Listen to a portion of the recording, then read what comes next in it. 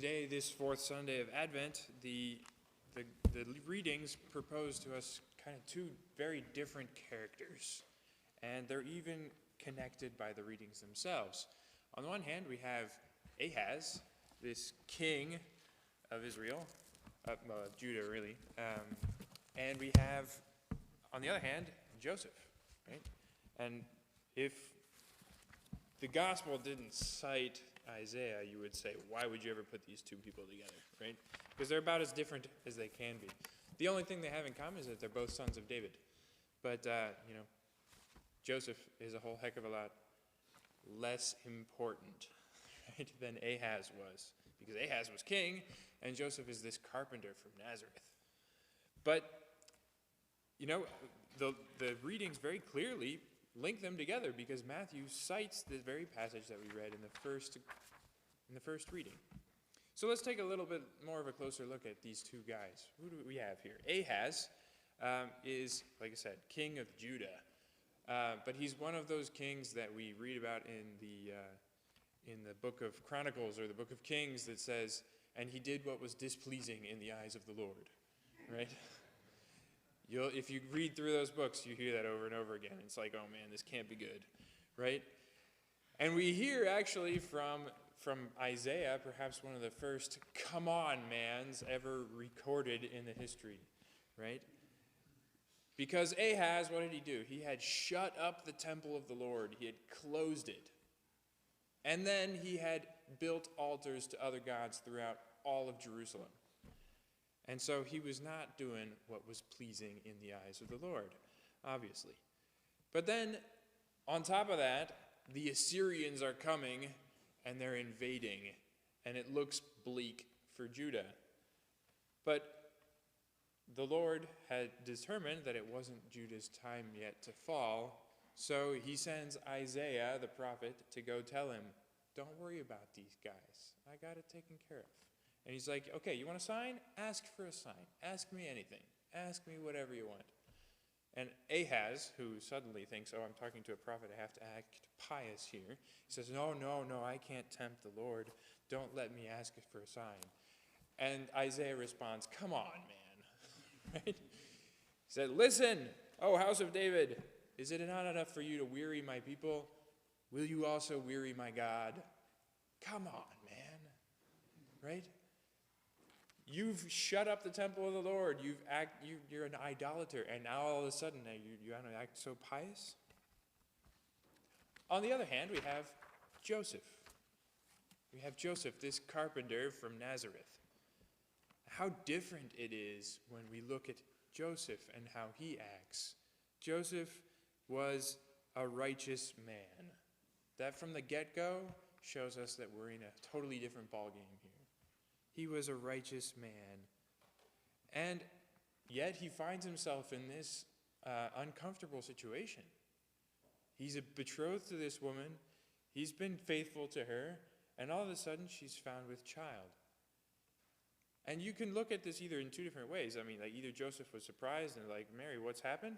Or Joseph really knew that this was from, this is something holy because he couldn't believe that Mary would ever do something like that. And yet, the law, he has to follow the law. And what does the law say? Well, either you put her up to stone her, or you kind of, divorce her quietly.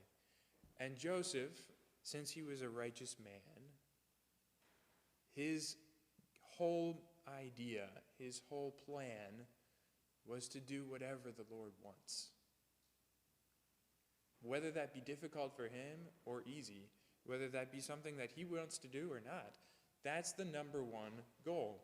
Do whatever the Lord wants. And so, what does the Lord want? Well, the Lord wants me to fulfill the law. How can I do that and without exposing Mary to shame?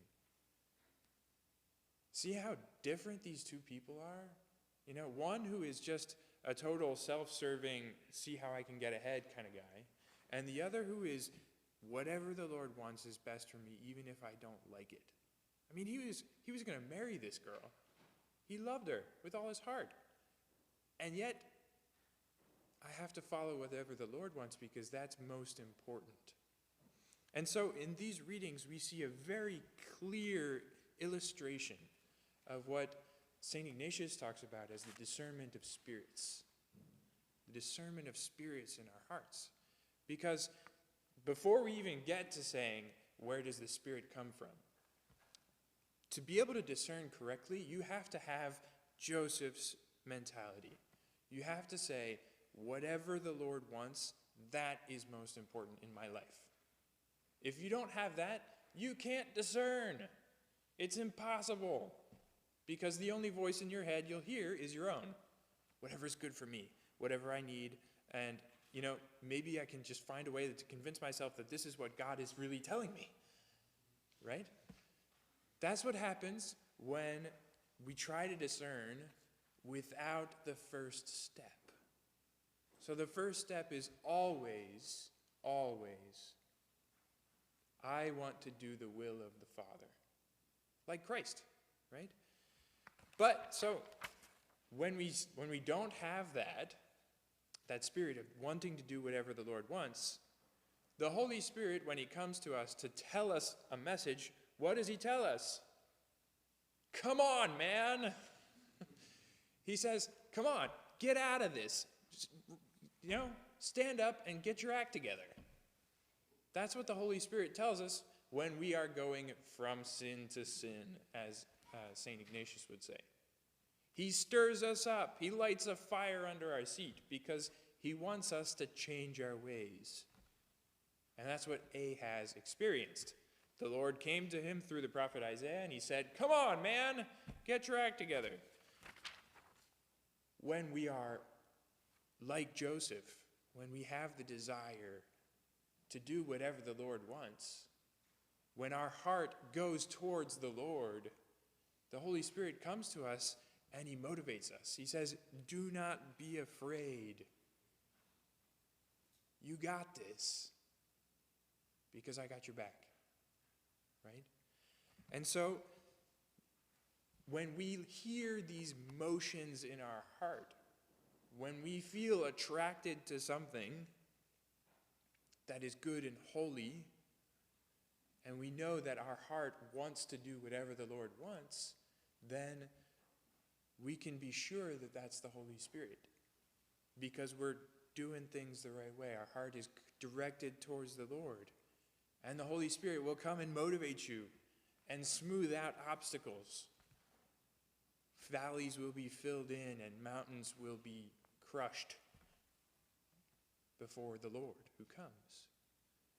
But when we notice that, our heart is kind of wrapped up in itself sometimes, when we, are looking out for our own good, the Holy Spirit might come up and smack us upside the head and say, come on, man, get your act together. Because what we really need to do is like what the psalm invites us to let the Lord enter. He is the King of glory. The Lord is coming in just a week, and actually in just a few moments, because we already get to receive him in the Eucharist. So let's let the Lord enter. And if he has to enter and say, come on, man, well, listen. Listen. Unfortunately, Ahaz didn't really listen, and it didn't go so well for him. But his son, Hezekiah, did listen and restored and opened the Lord's temple again. And there was a moment of peace. So if we let the Lord enter this Christmas, this Mass, the peace that will come with it is the peace that comes from what St. Paul calls in the reading the obedience of faith. And ultimately, that's the whole goal, to reform our hearts, to mold our hearts so that they're a little bit more like St. Joseph's or like the Blessed Virgin, who is ready to listen and obey to whatever the Lord might ask. And those are the ones who let the Lord in to the world. And that is what the Lord invites us to this Christmas and this Mass.